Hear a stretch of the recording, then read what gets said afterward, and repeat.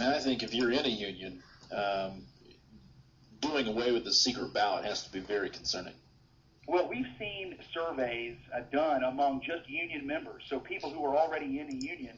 About 3/4 of them have in some cases told pollsters, I'm in a union, yes, but I don't want the secret ballot done away with either. And so even among union members, this isn't public. This isn't popular. Sorry.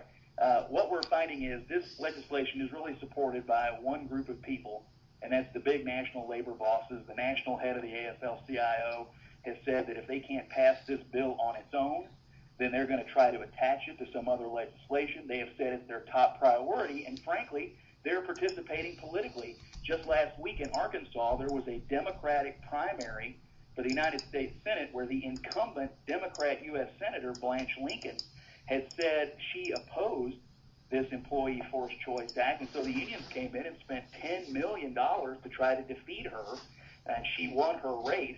But it was a case where the unions were spending money to try to defeat somebody who said, I don't think this policy is good for the U.S. economy. And so they're definitely out there. They're pushing this bill. They're pushing it in any way they can. And we're trying to protect the job creators here in Kentucky and Kentucky's workers from what would be very, very bad policy. As you mentioned, this is not really a state-by-state issue. You don't worry about a company moving from Kentucky to Tennessee because this will be federal legislation. But you focused at the state level because you can go directly at federal offices, and so you've kind of sent your federal candidates a poll, a survey, so to speak. How have they responded to that so far? Well, you're right. We have sent the federal candidates in Kentucky a questionnaire. It's got 7 simple questions, and we received a few responses. Some people have not responded yet. We're hoping to get those responses back this week from everybody, and we don't prejudge anyone.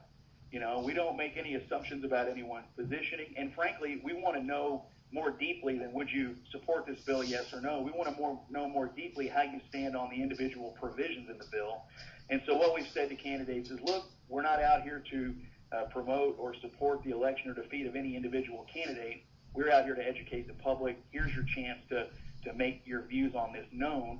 Of course, some members of Kentucky's delegation existing in Washington have already had a chance to vote on this one way or the other. We'll be making that public. Some people who are running have made public statements about the legislation in one form or fashion. We'll be making those public and making those known. And, of course, we hope they all return our questionnaire so we can make that public as well. It's really about educating the public. So we've got a lot of people who seek to lead the state. We want people to know where they stand on this bill. So at this point, you've not released the results of any of the surveys yet, so we don't know where our 2 Senate candidates fall on this? Well, I've not released the results of the surveys because I want to give everybody a chance to get to the deadline and get those responses back in.